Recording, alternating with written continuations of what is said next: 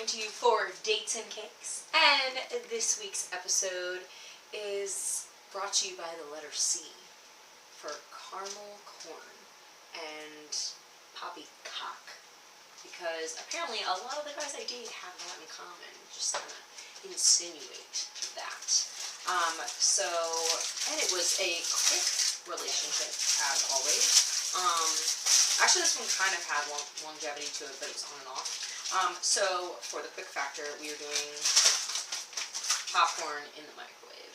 I found all kinds of recipes to pop them yourself, and you can even do it yourself in like a little lunch bag that your mom used to, brown one that your mom used to pack you, but we're not going to do that, because it's already over. Flash in the pan, right?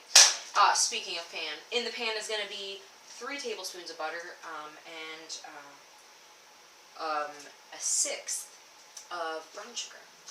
Well, let's get cooking, and let's get talking about this date. I have known this guy for pretty much 2 years, and so we're going to melt the butter first. Let me put this in there. And of course, he's a distant one, lives in Charleston, so I went to go visit him. So we had a little rendezvous over there. I honestly didn't think it was going to turn out into anything, because we stayed at his best friend's like frat house, and I'm not kidding, like the couches were like peeled, and like I felt like a number. It was a lot. But then the next day we went shooting, and his best friend had to wear my shoes because he forgot shoes. But this story is about him going to visit me here. So he came to visit, and leading up to it, he was buttering me up and was saying things like, "Oh, you're so out of my league," and which I am. And that's not being pompous. That is something that you should tell yourself when you wake up in the morning, because everyone has a league, and in my history, I've tended to not really date in it. Some insecurity. I don't know. Add it to the list. But this list, these are all of my ingredients right here. So then he said, "I really see you." And I don't know why that resonated with me, but like that's just something I've always wanted to hear. I don't know if I felt unseen. I'm pretty loud, so I kind of like make an entrance. It was all like on relationship road kind of thing. Oh, but Stephanie, you don't want a relationship. Yeah, but when they don't want me, I flock to them. So that was one of these situations. So he gets here, and it's all like lovey-dovey and like, I don't know, perfect. And then we go, so I teach him how to two-step, and we dance like real close, and in between, because he's never been to a honky-tonk, and in between the country dances, there's some hip-hop. So your girl was breaking it down with her bestie, and not like that. You're welcome. And he made a comment when I came off the floor. I was watching you just to make sure no one came up, and because I was ready, and I was like, "So what? Like, what would you?" And I'll be honest, I like a little jealousy, so I was like, "All right, I see you, cool." Didn't want anyone else, you know. Another time that he popped off, one was at the club, which I thought was kind of cute. Jealousy, whatever. I'm toxic, and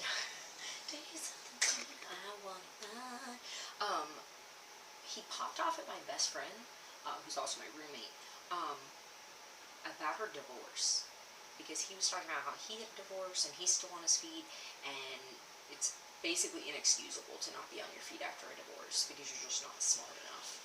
And I almost lost my mind. I know the rule of thumb not to correct the man in public, so I did wait to go outside on his smoke break, which I absolutely detest.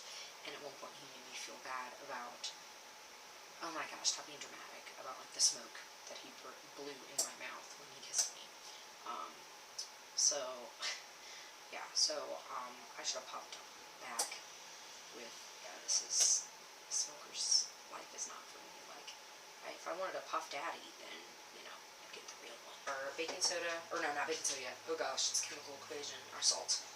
Because this might make you a little salty, it made me so. Leading up, he kept reinforcing, "Oh, I'm not gonna masturbate or anything, so that way I can make sure that we can come together," and like all this stuff, like prepping. And I'm like, okay, are you're that confident. And then he even made a bet with me, not as friends. This is not she's all that. So this is where it gets sticky. We start talking about next time and how much fun we're having and holding hands, and he'll like kiss my hand when we go places and like doing our next trip. Stephanie, I'm just living for the moment.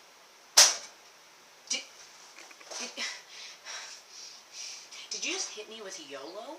Did you just hit me with the dating YOLO? Like, oh my gosh. PoppyCOCK. See why we made this? So you're going to sleep in my bed. You're going to have me drive you around everywhere. We're going to split everything, which I like to be pursued. Sorry, old-fashioned, don't care. And you got all the things you wanted physically, and like, oh my gosh, I was so angry with myself that I was like, I'm going to eat a whole bag of PoppyCOCK after this. I didn't. But he just Wreck-It Ralphed my entire weekend, and I'm going to have to do my own Fix-It Felix. So, moral of the story is, oh my gosh, when you think someone's not good enough for you, or when there's red flags, or all your friends disapprove,